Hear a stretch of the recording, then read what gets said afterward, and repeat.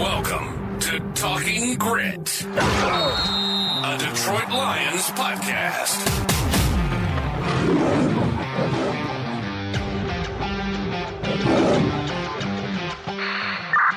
Talking Grit is brought to you by the Monroe County Reporters, Monroe's top news source for police, fire, and community events. Depot Street, truck boy at request. Follow them on Facebook, and for $2.99 a month, you can become a subscriber and get the news you crave even faster. Welcome back to Talking Grit. I'm Jason Harwood, and with me is my co-host, Jacob Litton. The sky's not falling anymore, Jacob. The Lions beat the Bears 34-17 in this week's 16 matchup. The Lions are 13-2. I'm going to say it again. The Lions are 13-2. I've always dreamed of a Lions team to be in the position that we're in right now. Chance at the number one seed in the NFC. In my dream scenario, they would have already locked up the division and we'd be going for the NFC. But, you know, we play in the NFC North and it's a really tough division. So are you flying high still, beating the Bears? Oh, absolutely. Right. I mean, 13-2. This is already officially going to be the best record the Lions have ever had in the regular season. You know, it was nice in the press conference. They asked Dan Campbell about that, and he said he acknowledged that, and he told his players, but, you know, he said one day we'll be able to look back and enjoy that, but not yet. It's not the time. You know, job's not finished yet. 13 wins is awesome. It's as many wins as Matt Patricia had the entire time he was here. So, you know, that's nice. Dan Campbell one season, and we've got a couple games to spare. It was a great game. It's been a great year, really. Yeah. Yeah, it's been pretty awesome. So, you know, coupled with this, with shortly after the win, you know, the Eagles lost in pretty exciting fashion. So it really kind of cleared up some things for the Lions. So as far as the playoff scenarios go, really it's between the Lions and the Vikings right now. So if the Lions win this week, beat the 49ers, and the Vikings lose, then we clinch the number one seed, and basically week 18 doesn't mean it doesn't really matter. If the Vikings and the Lions both win, then week 18 definitely does matter because the winner is going to get the number one seed. The loser is going to get the 5th seed. If the Lions were to lose this week and then the Vikings win, then same thing. It doesn't really matter. Week 18 is going to decide the NFC North and the number one seed. So essentially, we're looking at the Packers. The Packers game got moved. The Packers-Vikings game got moved to 4:25 on Sunday. I don't know if you saw that or not, Jacob. It got flexed to 4:25, which is probably a good thing because that means we're all going to get to watch it. It'll be the America's Game of the Week.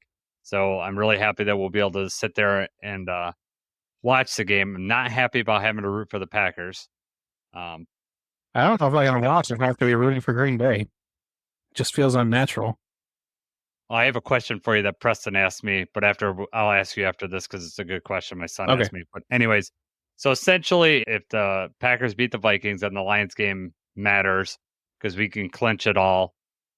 The other way around, if the Vikings win, then it doesn't matter if we win or lose this game because the Week 18 matchup will decide it all. There is some caveats about ties in there. The Vikings and Lions tie about the number one seed, but there's not going to be a tie. Very unlikely. Well, my question for you, Preston posed me this because we were watching Tennessee, Ohio State playoff. We're mad because Ohio State's scoring. He goes, Dad, who do you hate more, the Packers or the Ohio State Buckeyes? Before I give my answer, what's your answer, Jacob? Ohio State. Yeah. I hate Ohio State worse than the Packers. There's a deep hate for both of them. At least for the Packers, you've got a couple games. It's a longer season and everything. Michigan, Ohio State, you've got that one game every year. You get one chance.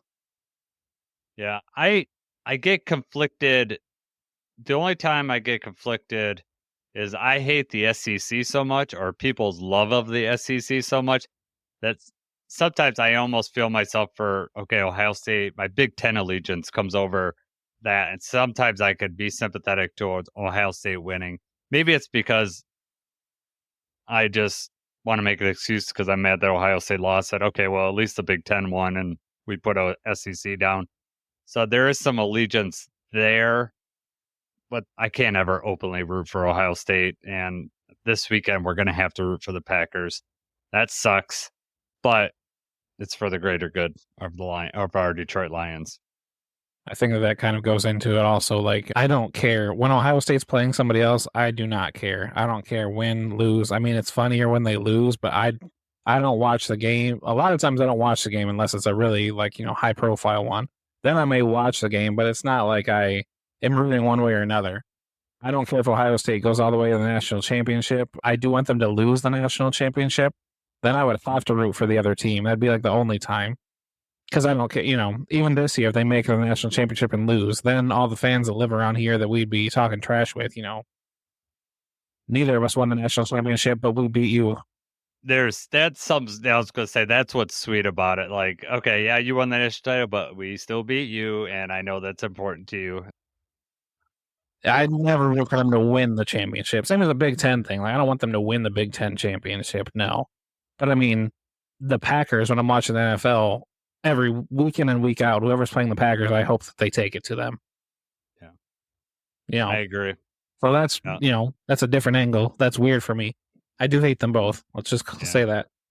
I know. It all's going to fall down to, I mean, I guess I could see myself in a situation rooting for Ohio State if they were playing someone that we needed to knock to help Michigan out. I guess it all comes down to that, right? Our team, what benefits our team. But for the most part, yeah, we're, down with the Packers, down with Buckeyes, down with anybody, in the NFC North for sure.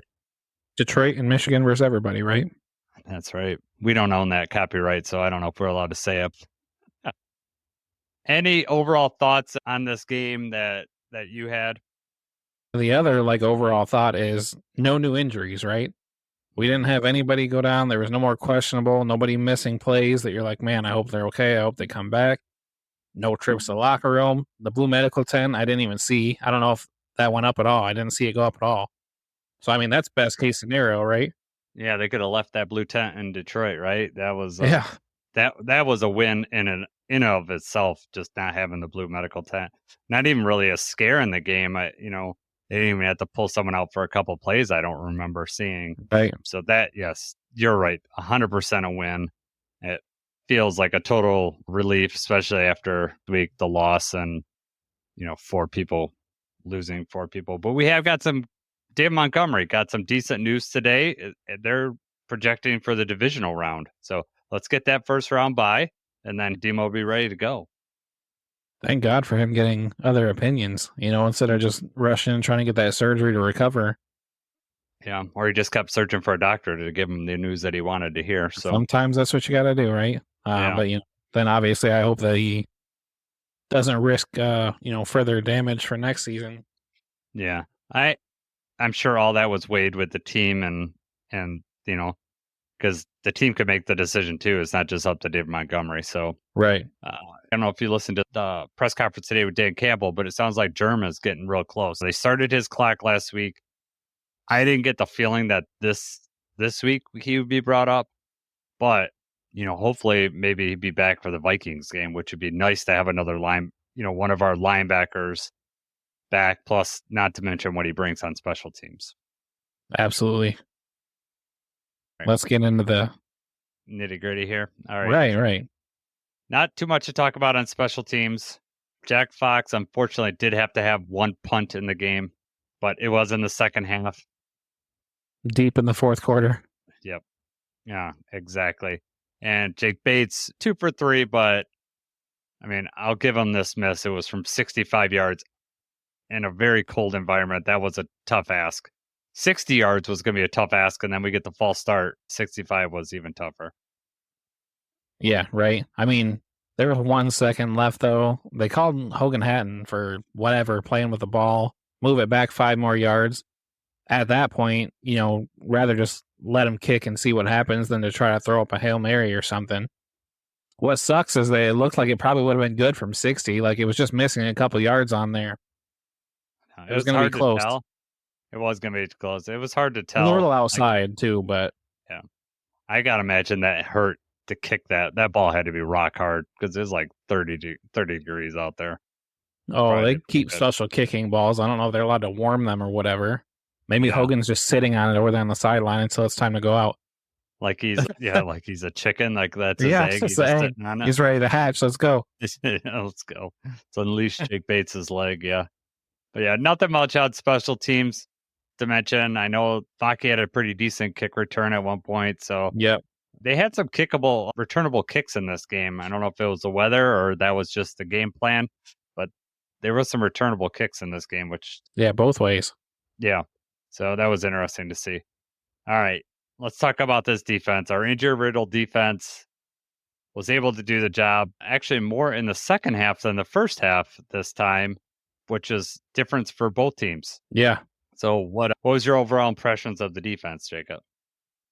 I mean, overall, it wasn't exactly a shutdown performance in the first half, but, with the injuries and everything that we've got going on, especially coming off, the game against Green Bay, the game against the Bills, it was nice to be able to come up with some stops consistently. Bears were 2 out of 10 on third down. They did get a lot of fourth down conversions, which were mostly in the air. So, I mean, maybe that's a little concerning. Who knows if that's just, game script or what was going on if we're playing off. But, I mean, overall, I think the defense played a really good game. Yeah, they played enough to win a complimentary football, and the big thing is the 2 turnovers, right? Back-to-back turnovers. Lions turn them into 10 points. It's what we've been missing lately, right? We just have not got turnovers on defense. And while we've been fairly careful with the ball, especially in the Buffalo game, that one possession was the difference in the game. We gave up, possession to the Bills at midfield and with Amon-Ra, whereas this time we were able to get 2 turnovers. The first one was, it looked like a really good handoff, so I don't know what Odunze did. Good thing Pascal was there to jump off. And the second one where Odunze fumbled again, that was just a hustle play by the Lions defense.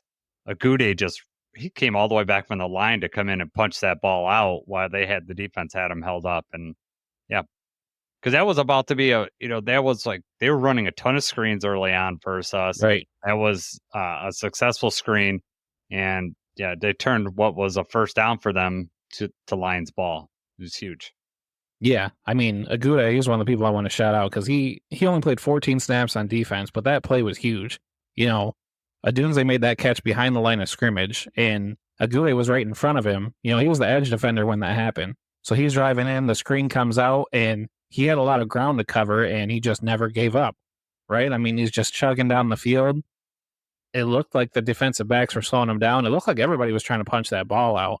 And then, one of those, it reminded me of Jack Campbell when he forced a fumble on DK, where, you just don't see somebody behind you with that much force and then just pop the ball out, especially for somebody like Agude, because he's been on the practice squad all year. He only got to play in the one game, the Packers game. And then here we go, he gets another shot. And, especially the way that it happened, the Bears fumbled, like you said, they fumbled that handoff or whatever. So we already have the momentum. They get a huge play. It was like a 20-yard gain or something like that, and then we get the ball right back. Yep.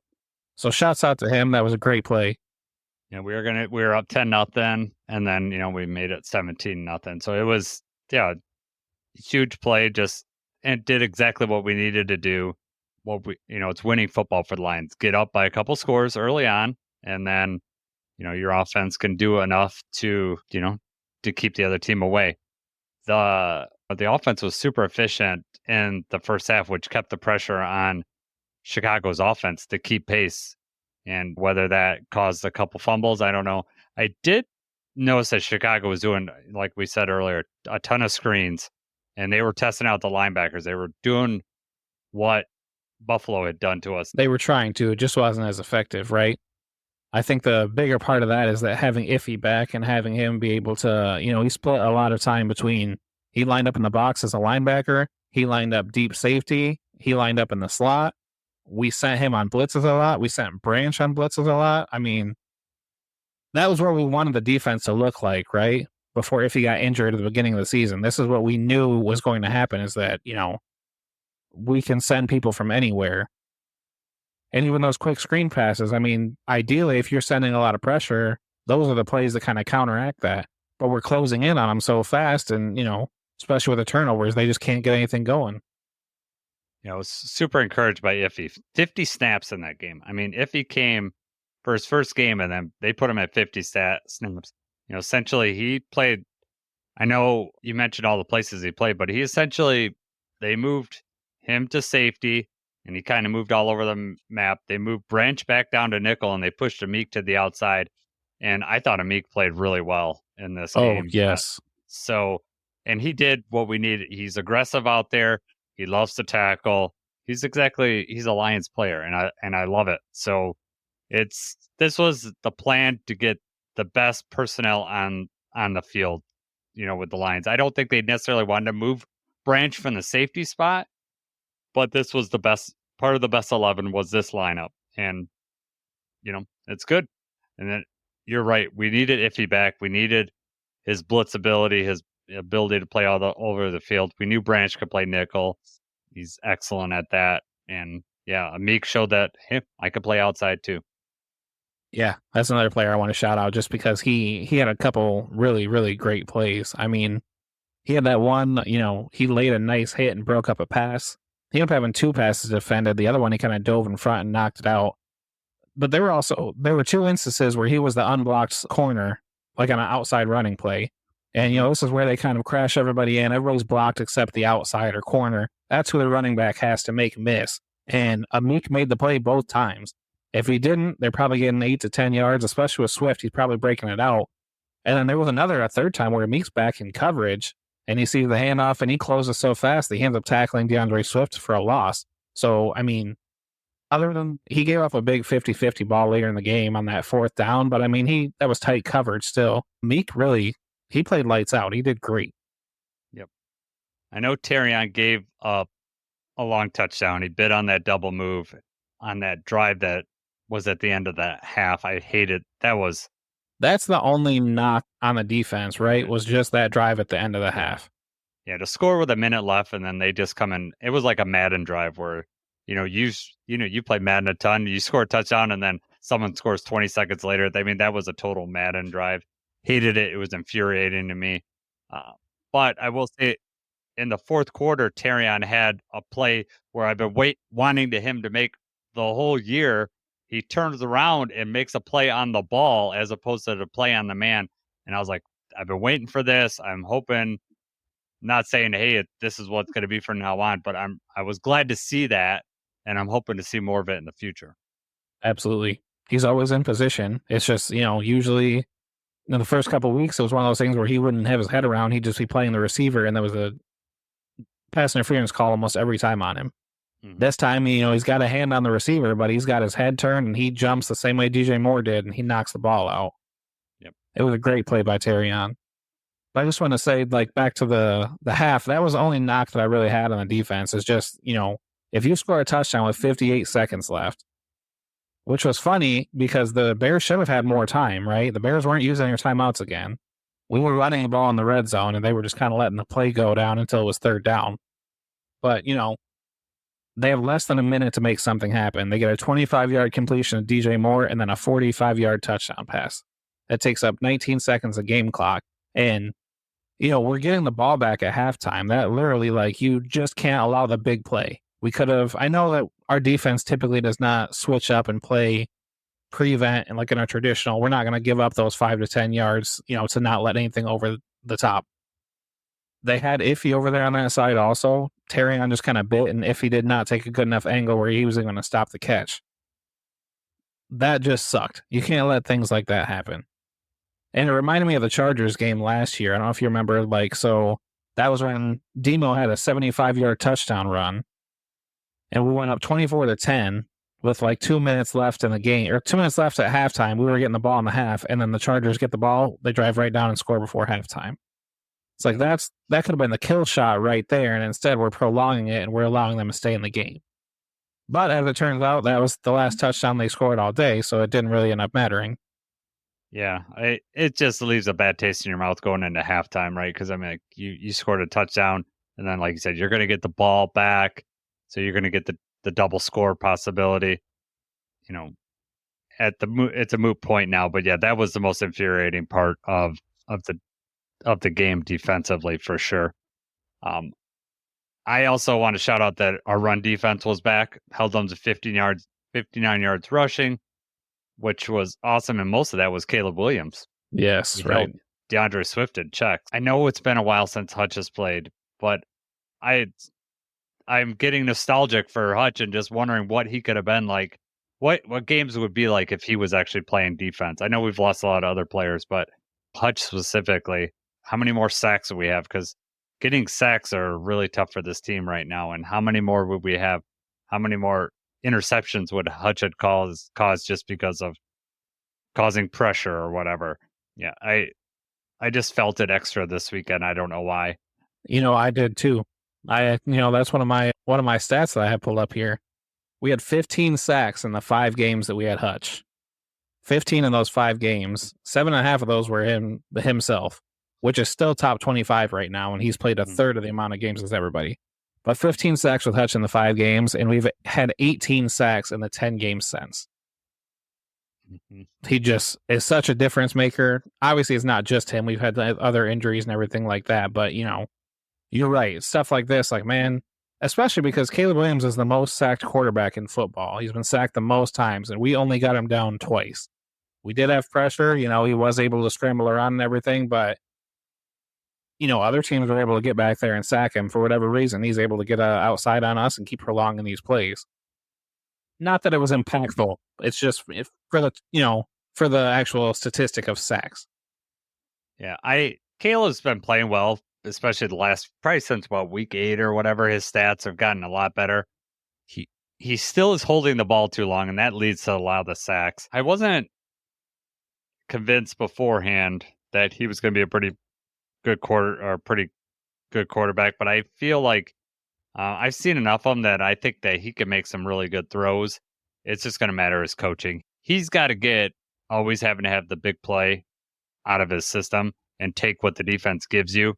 And if he does that, especially with having like DJ Moore and all, he has some pretty good check down options. Cole Kmet, Swift, DJ Moore, all good check down options. He's got good receivers, and depending who they get, I hope Ben Johnson doesn't go there. But if he does, no, I know, because I'd hate to see what kind of plays Ben Johnson would come up with them. But the thing I didn't like was that for Caleb Williams, our defense was letting him run up the middle. We're over pursuing on the edge, leaving the middle. Instead of doing the crunch technique, we're over pursuing and not keeping our gaps.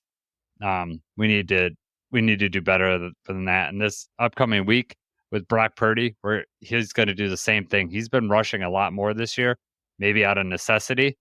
Trent Williams has already been ruled out for the last 2 games of the season, so we won't have to worry about, him on the offensive line, but we have to worry about Brock Purdy running, and very similar to what Caleb Williams offered to the table. There's a few times it was 3rd and 9 and they get, 8 yards, and then they're in a really good setup for a 4th down conversion. Because you mentioned we held them for 2 for 10, but they were 3 for 4 on 4th down. All passes also. Yeah, and we gave them easier times on 4th down because, of how short it got. I think a lot of that also is just our linebacker play. I mean, we've got Ben Neiman, Zeke Turner was out there, just not able to cover enough ground quick enough. I don't know if it's necessarily the defense that we're running or the way they're reading it and they're just late getting there. I mean, they had one where Ben Neiman came up and kind of just got shook out of his shoes. Caleb Williams got a few more yards out of it.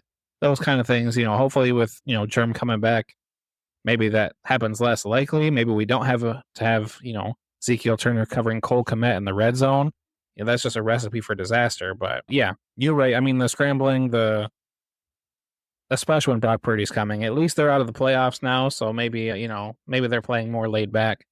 I do have another stat about Caleb Williams, though. He's against the Lions. He has 5 touchdowns and no interceptions. Against all other teams, he's got 9 touchdowns and 5 interceptions. And I think these are on stats where he's not on. It takes more than 2.5 seconds from snap to throw. So these aren't the quick passes. These are the ones where he has more time or creates more time. But yeah,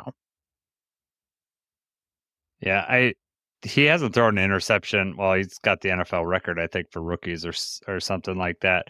8 straight games. We played him late, where I think some of those stats that you just mentioned were early. He threw a lot of his interceptions early. He hasn't thrown them late. And of course, we played him late. He's just been more careful with the ball, but that's also causing him to take more sacks because he'd rather just, instead of throwing it away or whatever, he'll just hold on and take a sack, which you can't do that either because that's a drive killer. I know it's better than throwing an interception. I realize that. But, if you go to 3rd and 18, that's essentially a turnover because you're going to force a punt on most drives. I mean, in some ways, though, too, that's also him playing too conservatively. Who knows if it's just because, I don't want to throw an interception. I want to take care of the ball. So we're just going to throw this one away or, I'm going to check this down or, it's hard to say. He's shown flashes. It's consistent of a rookie quarterback, Oh, yeah. Yeah, I mean, yeah, he's still a rookie. I mean, that gives, something good for the Bears fans, like Harrison that we had on there, this is probably one of the best quarterbacks that they've had. Prospects. I mean, he's having a pretty good rookie season, to be honest with you. It's just that all things considered, right? Yeah, consider that his, passing game coordinator become his offensive coordinator, is now his head coach. It's all up in turmoil there. So it's hard. And now, basically they're not playing for much. They've lost 9 straight games that they've lost after starting out 4-2. Right.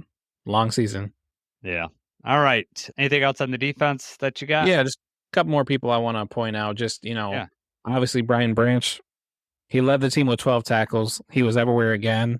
I really liked AG setting him on blitzes more. It actually worked out for the better, moving Amik outside and then having Branch and Iffy kind of taking turns in there, moving in and out. It worked, right? I thought it was really good. Branch was everywhere. Looked like he was getting held a lot. I mean, he was in the backfield a whole lot. Jack Campbell, obviously with another great game, just week in, week out, consistency is there. We already mentioned Terrion. Al-Quadin Muhammad, the former Bear, probably felt really good for him to come back and get a couple tackles, and he had a huge sack. That was when we were pressuring Caleb Williams. We weren't quite getting there, and, he was the first one to come in and start that whole pocket collapse. He had 3 or 4 Lions on him. So that was good, too. Good play. And, really just the whole Bears' last offensive drive, we got home a lot. Williams was scrambling a few times, and I don't know if you noticed this, but basically after every play, Caleb Williams was on the ground and looked like he did not want to get up. He was gassed. He was dead. He was taking shots. He had enough. Yeah, some of that is Caleb, I think. He's done that where he's just laid on the bench or whatever, too. So I don't know what that body language means. I don't, obviously know him enough. But I also don't think that it reads very well for the team when your quarterback doesn't want to get up right away. Right. I don't know. But yeah, I thought Jack Campbell played really well. I mean, he's had a really good season this far, and I'm so glad that he's remained healthy because we'd be in a world of hurt if he didn't. Knock on wood. Yeah. So I thought Levi actually played pretty well too. Yes. I think Levi played really good. So defense did what they needed them to do. The offense did what they needed to do. So let's get to talking about that offense. I'm going to start with Jared Goff. Man, a guy who can't play outside can certainly play outside this year. 23 for 32, 336 yards, and 3 touchdowns. Man, he is having some sort of year. I think we talked. It was right around the extension time. You were like, I think we've hit the ceiling of Jared Goff.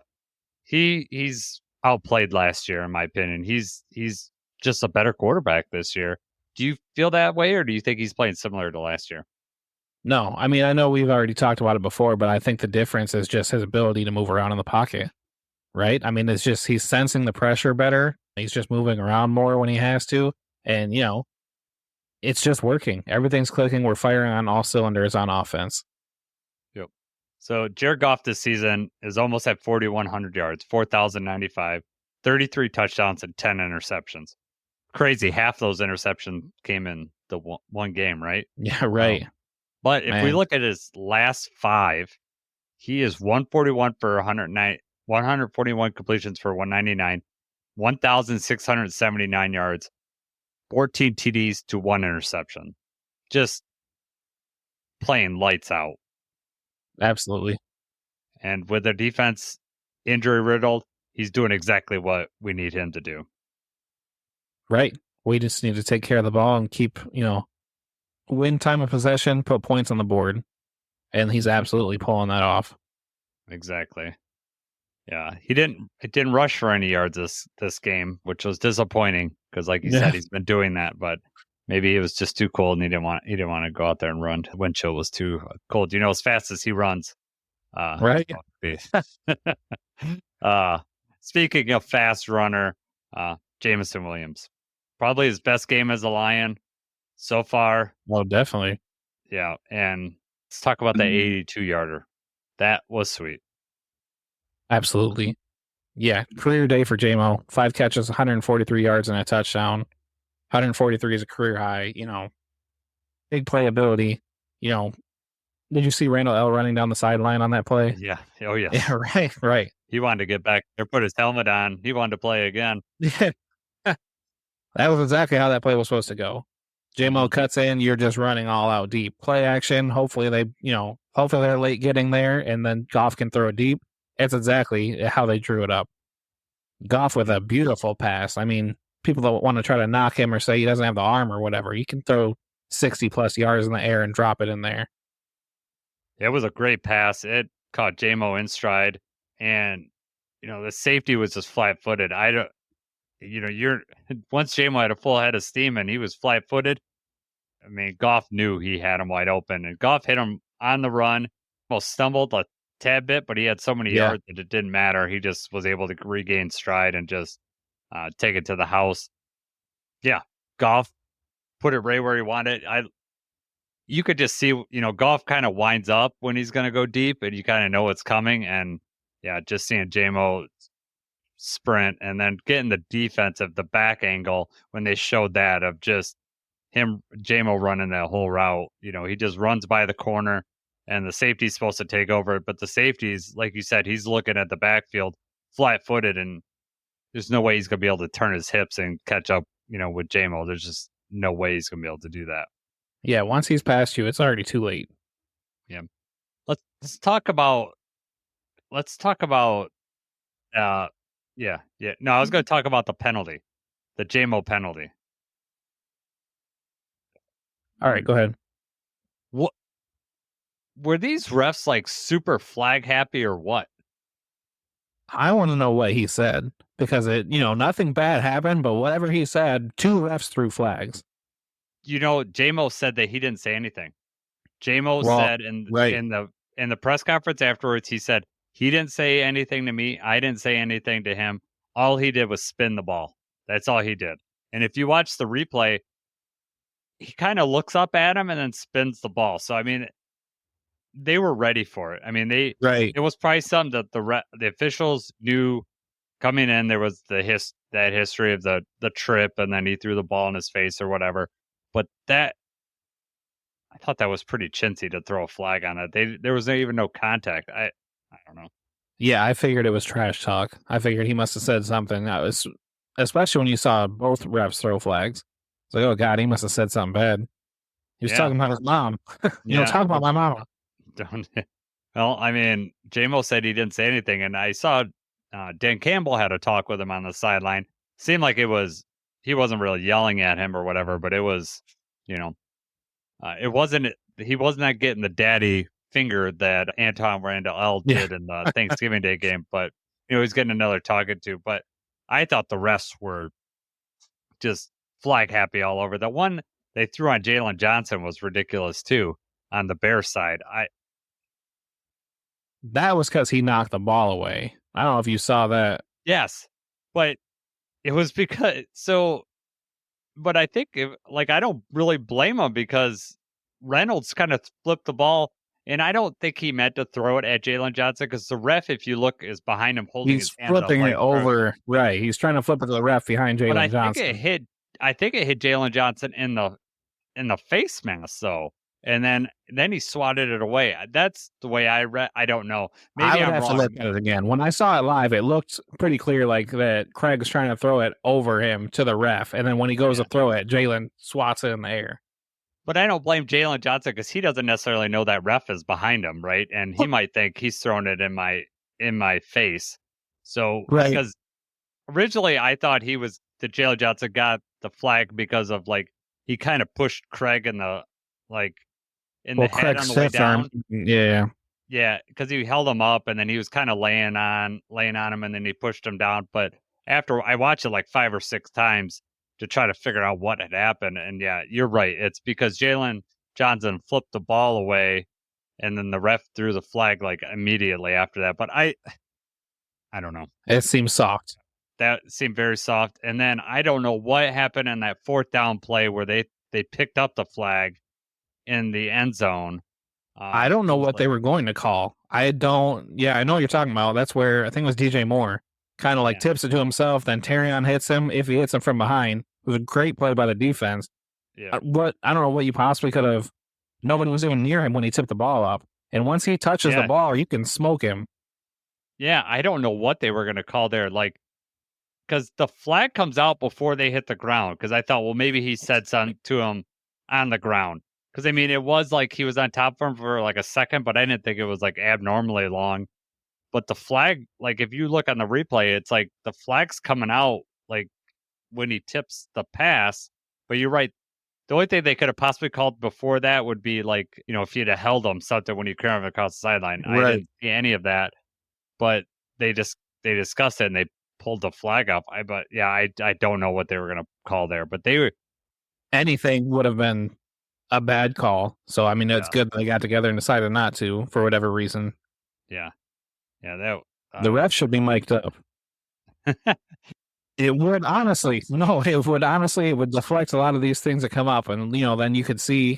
I mean, maybe you don't release that to the public even, but you just keep that for the NFL, and you can figure out what's going on or what they're talking about, and they would never release that to the public because they don't want people to know. No. But no, hold them accountable. It should be a Netflix series, right? We have a Netflix series where they followed around the referees. Referee. We finally get to hear that stuff. That would be kind of cool. Anyway, real quick, just to go back, because you were talking about the Jameson Williams thing, I just wanted to say that the touchdown pass from Goff to J-Mo is actually the longest scrimmage play since 2013 for the Lions. 2013, Stafford threw an 87-yard pass to Megatron, and this has been the longest play since then.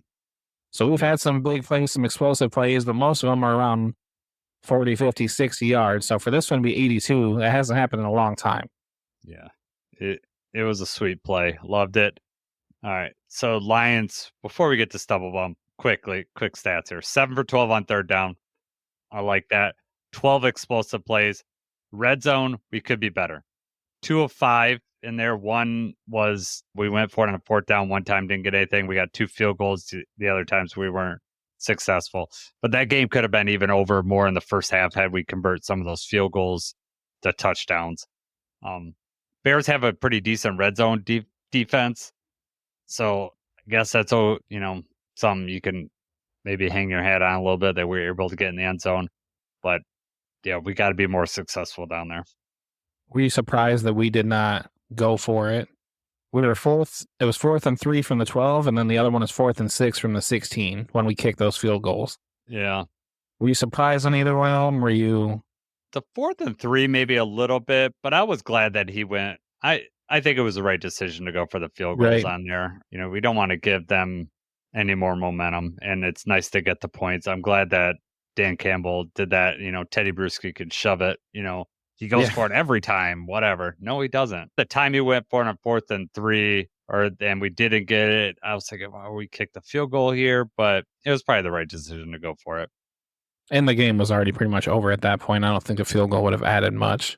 Yeah, I think you're more hoping to run some time out. Right. But yeah, the 4th and 3, is one of those. Maybe if we had Montgomery, there was a chance maybe we would have, tried to do something there, but I was okay with taking the points. The second one, it was 3rd and 6. We ran a passing play. And I think if we run a passing play on 3rd and 6, then we have already come to terms with the fact that we're probably going to take the field goal, right? Because we've shown that we're not afraid to run it on these, 3rd down plays. And chances are if we're running it on 3rd and 6, it's because we have something dialed up to where if it is 4th and 1, 4th and 2, we're probably going to go for it again.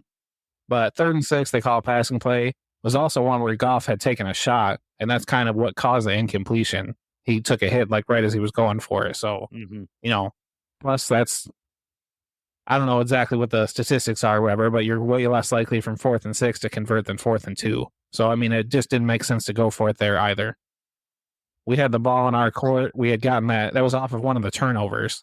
So it's really important that you get points off the turnovers. So just taking the points was fine.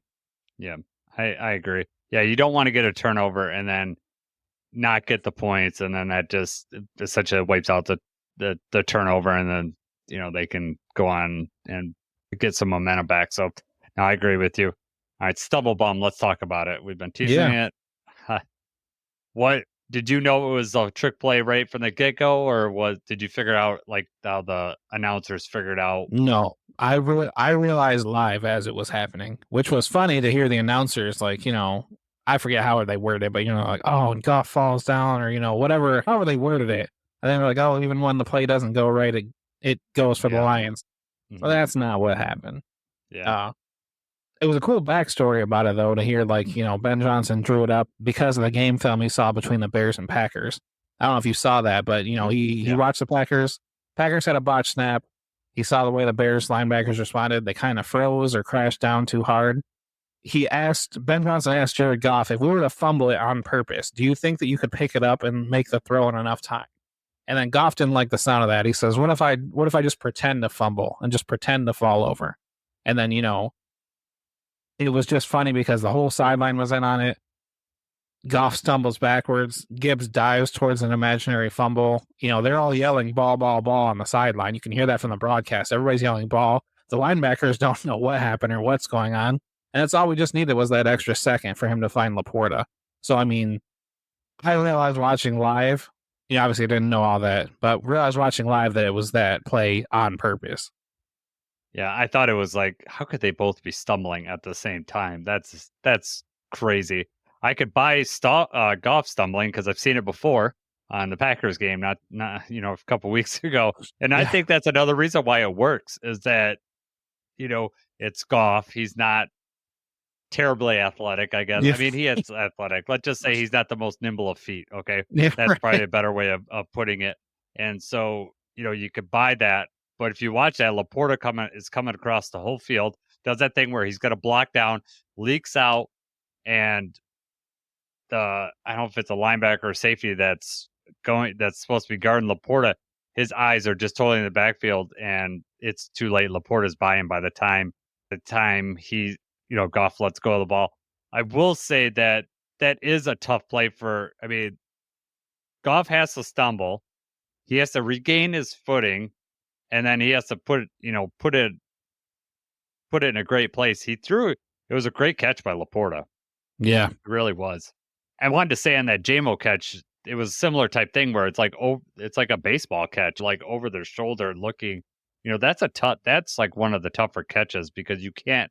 It's hard to watch it all the way into your hands. You're kind of like estimating where it is, and then you put your hands there. I mean, for football players, they do it all the time. It's probably much easier, but it's not an easy catch.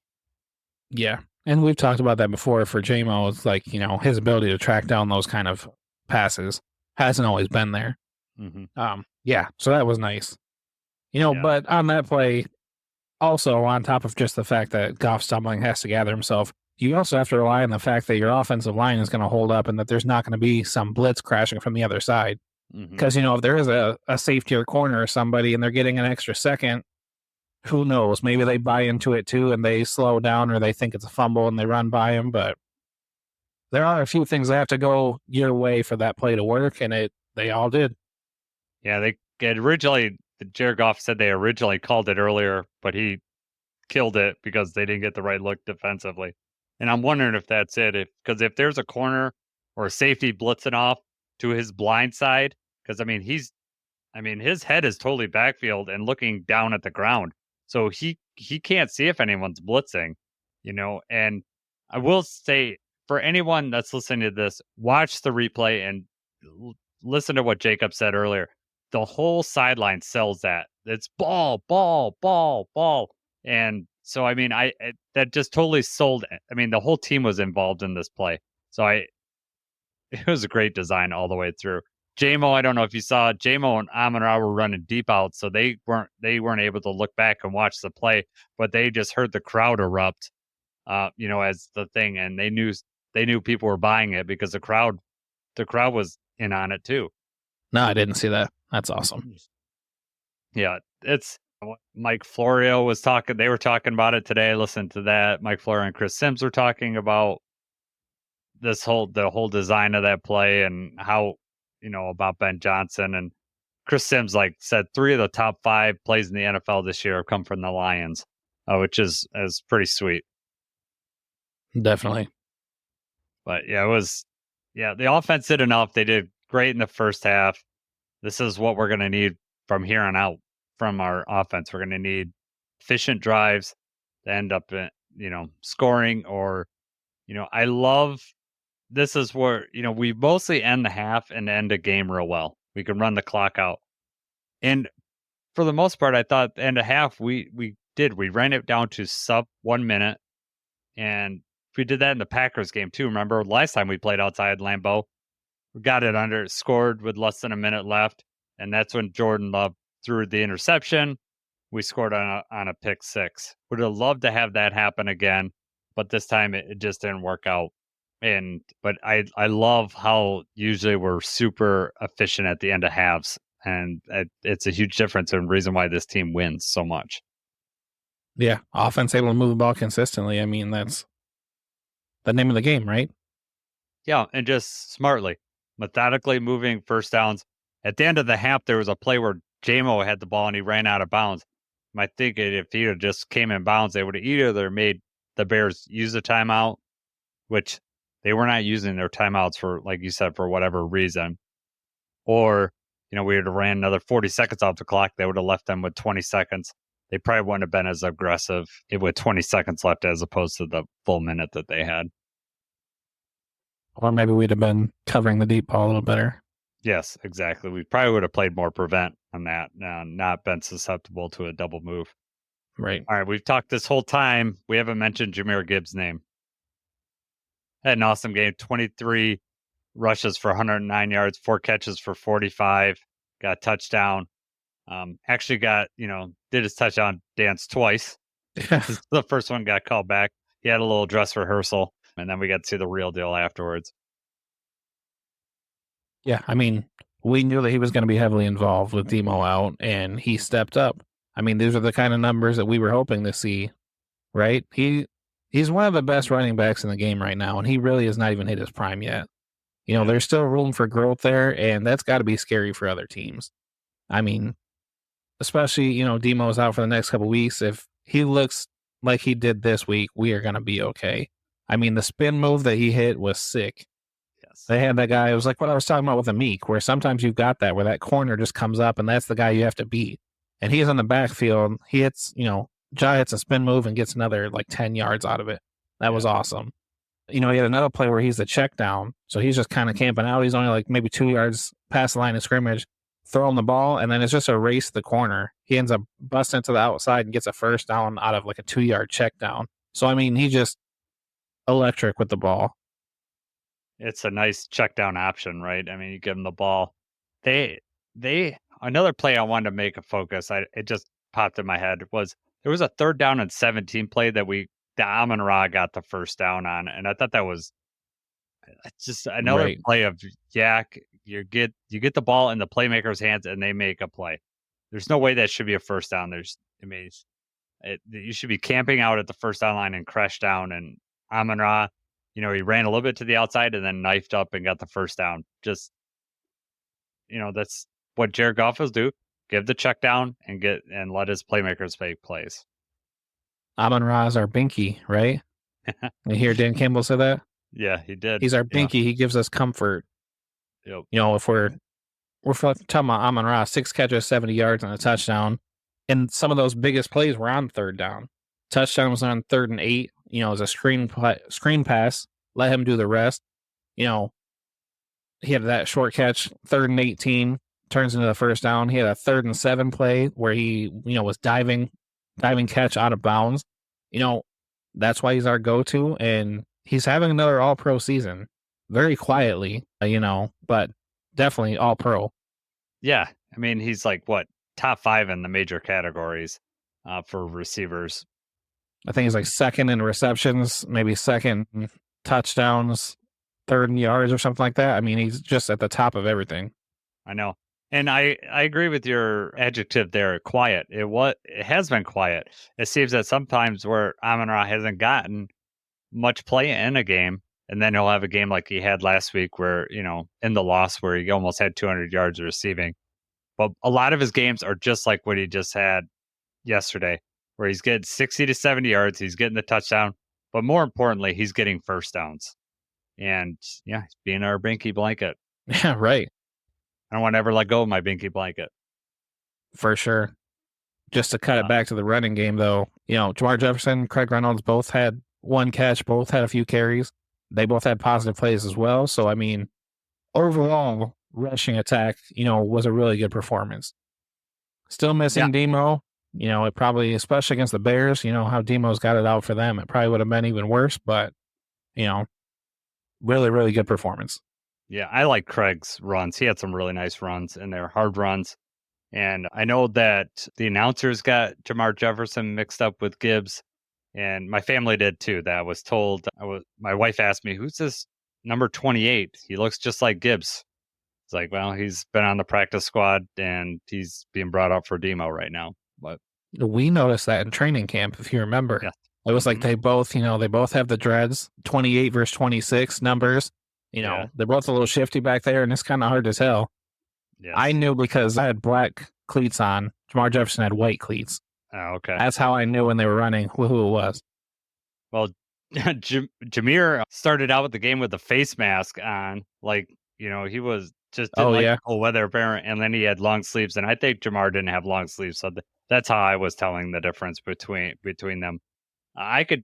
It's really funny when just from how they stand in the backfield when it's Monty and Gibbs, is you could tell just from their stance who's in the backfield. But it was a little different with the 28 and 26 for Jefferson and Gibbs also makes it harder to tell. Right. Because they're so similar. All right. Anything else on offense you want to talk about? Yeah, man, we got to talk about the offensive line. The offensive line as a unit, they played a fantastic game. Frank Ragnow had been struggling, the last couple weeks, kind of up and down. I think he had a really solid game. And, the rookie, Christian Mahogany, we, have some questions. Graham has been struggling a little bit. He's also been dealing with the injury. Here comes the rookie. How is he going to fit in? How is he going to do? And, he came in and did really well, I thought. He had a few really nice plays. I'm sure when, Hank Fraley goes over the game film, they're going to have a whole lot of good things to look at. A lot of second level things on screen passes and different, like the Amon-Ra touchdown. It's a screen pass. And then I think all 5 offensive linemen are out there blocking. And Amon-Ra, had to beat like one other person to get to the end zone. So the offensive line had a really, really good game. Yeah, I was impressed with Mahogany coming in. I agree with you. Graham's probably is definitely not had his best season. He played better, I thought, last year than he has thus far this year. Last week, Dan Campbell said he's dealing with a couple things. I could almost see a situation, especially if the Vikings win, where Monday night game doesn't mean too much. Let's let Graham rest up another week and just put Mahogany out there. That way Graham is at it, he has a couple weeks rest before we see the Vikings, because the Vikings obviously try to confuse the offensive line. So I'd rather have the more veteran presence in the Vikings game and get, have Graham in there as opposed to Mahogany. So I could see a situation. Campbell kind of shut that down today and said that, Graham's our starter or whatever. But I think that was mostly for people calling, maybe Mahogany's overtaking him. But I see in a situation where, if that game doesn't mean much, yeah, let's let the rookie get out there and let's keep Graham back healthy before a really huge game in Week 18, followed by playoff games. Absolutely. I mean, that's best case scenario, right? Packers beat the Vikings. The game doesn't mean as much. And then we can let some of these guys who've been battling injuries, either take the game off or, maybe only play the first half or treat it like the preseason where they're trying to, take a little bit easier. And it's encouraging to see Mahogany come in and play really well so that if something were to happen or we need to call his number, he looks like he's definitely ready and more than up to the challenge. Yeah. If that game doesn't mean much, Campbell said they're flying everybody out there. I think that they'll play. They won't play like a preseason, especially if they got to be ready for week 18. They're going to want to, keep everything moving. But if you have a player that's dealing with a couple things, they might be more apt to give that player rest rather than, try to push them into a game that might not mean as much. When you talk about receivers, the quarterback, those are, they go through the pregame routines. They actually go through, the week to week stuff. It's kind of important for them to keep the ball rolling and, keep that routine down so that you're not messing anything up. But if you're talking about the offensive line, defensive line, they're getting banged up every single week. And it's not really necessary for them to be through these walkthroughs and I don't think that they necessarily have to staying in shape isn't the right word, but it's not going to hurt them by taking an extra week off. They're, not going to miss a step by the next week. They're going to be able to slot right back in and do what they did before.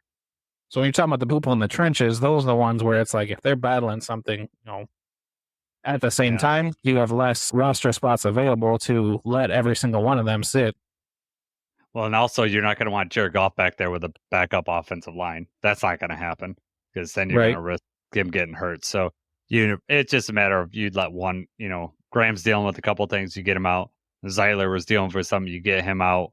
Frank's seems like he's been fairly healthy, other than we all forget that he tore his pec or whatever in the Arizona game, right? That was like an injury in that game, and then he sat out. I think he sat out the next week, but then he was back playing again, which it's crazy to think how much pain he had to be playing with a torn whatever he tore there or strained or whatever. It seems like Frank's always battling something. Yeah, but you don't hear about it because Frank just goes out there and plays. Right. So, anything else on the offense that you want to talk about? No, man. Really good. Real satisfied with the offense. Yes. Great win. It was great to get the ugly taste of a loss out of our mouth and get back to winning. Although I did get a loss in my great guarantees, right? I thought Gibbs was going to go for 120 rushing at 109. However, Jacob got his because he said Gibbs was going to get 150 yards, total yards, got 154. So congrats, Jacob. You're right on there. I know, right? I'm so brilliant. Yes. So Christmas is obviously this week. We're not going to record Wednesday night just because that's Christmas night. So we'll record Thursday night. Looks like Morgan Cannon is going to join us again. So that'll be fun.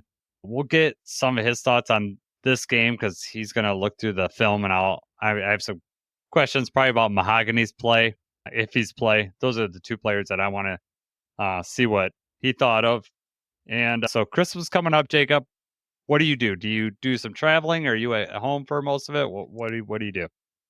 Christmas time, we just go to my parents' house. Wake up, I have 4 kids. Wake up, do the Christmas thing here at home. Go have dinner with my parents and some of my, cousins and close family members. So Christmas is really chill. That's good. What about you? What do you got going on?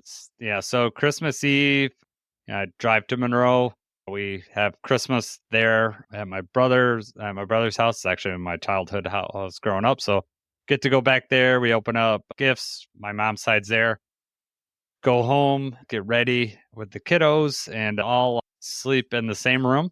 It was all 4 of us. We have mattresses for the boys on the ground, but now it'll be the dogs with us now too. So all 5 of us will be sleeping there while Santa delivers gifts.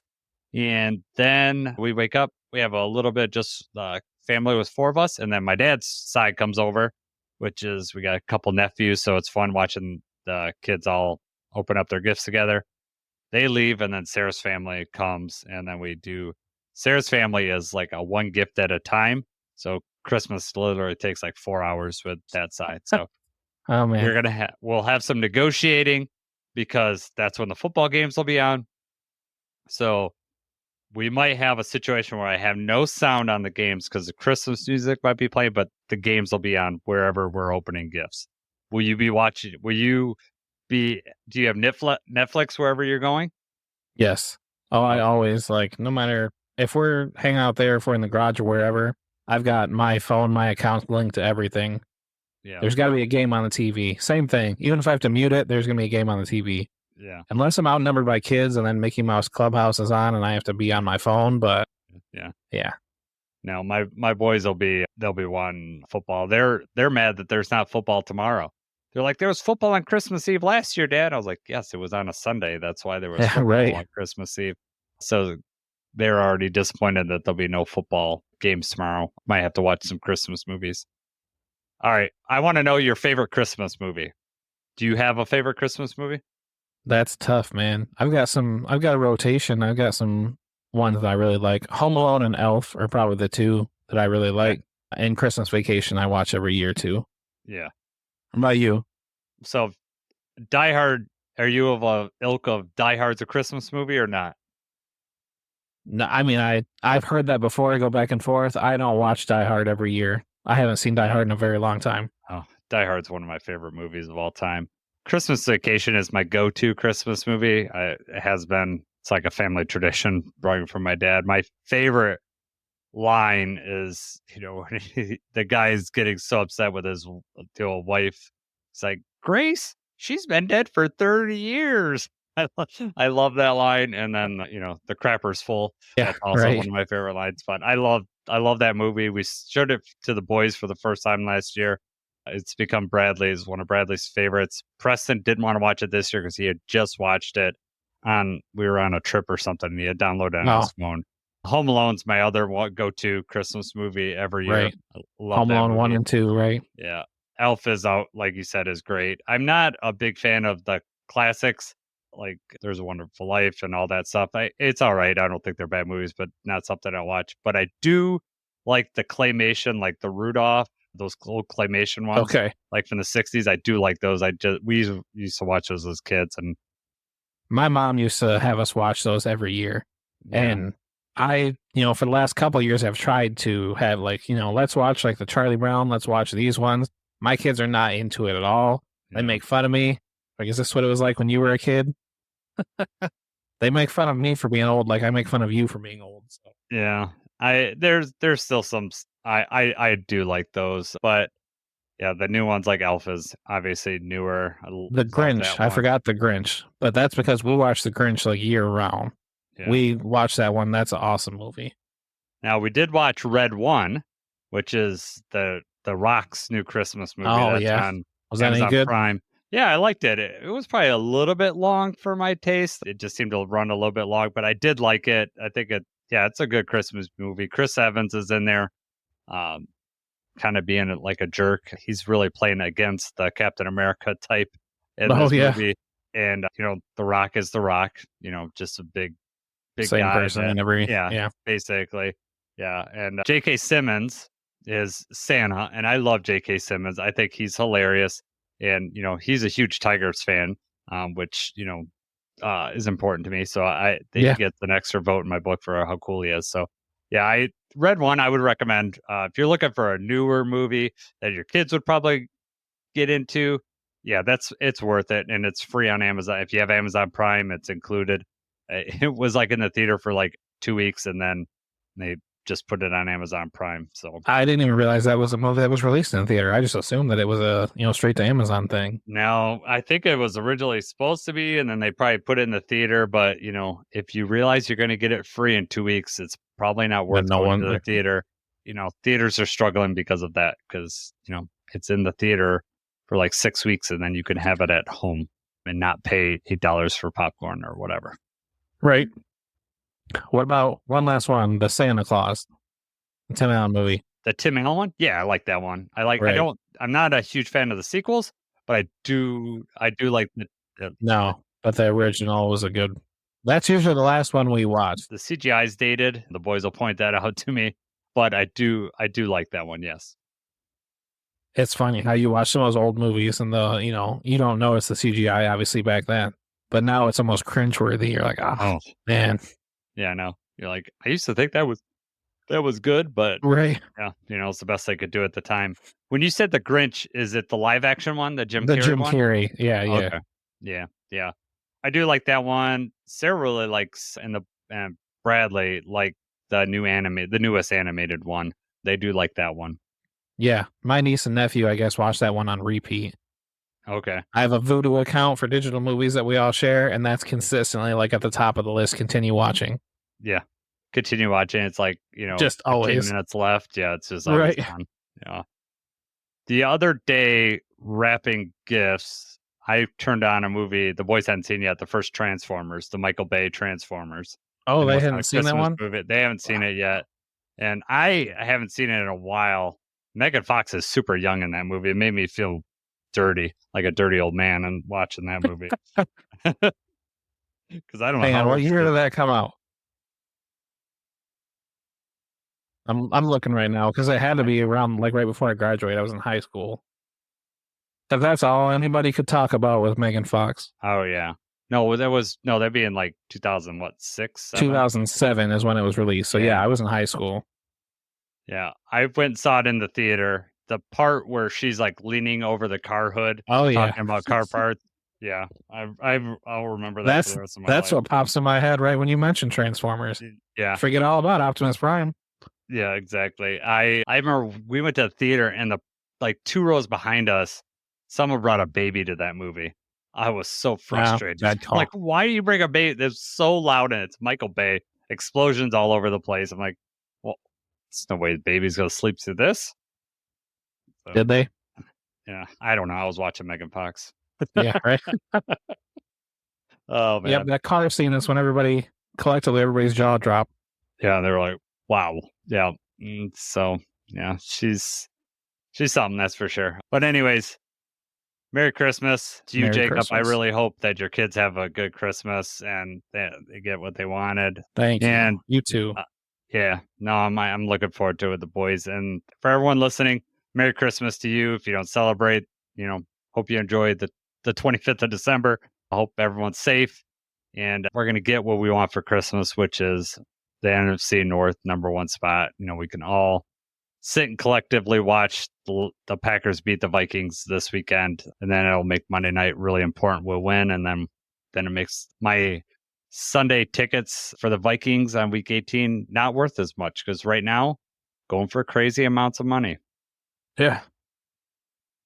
The cheapest seat in the house, I think, is a 300 level. It's like $350 a ticket right now, or at least it was last time when I looked. I haven't looked today, but if it works out that both the Vikings and the Packers, those seats are going to go crazy, and it's going to get flexed to Sunday night too. Yeah. I don't want that. I don't want another late night, but it will be exciting for America. That's for sure. Right. It's the primetime game America deserves. But I hope it doesn't come to that. I hope not either. They could flex the Rams and the Seahawks, which may be for the division if the Lions game falls through. But Right. all right, Jacob. Merry Christmas. Merry Christmas to everybody. And Merry Christmas to the Detroit Lions. Let's go, Lions.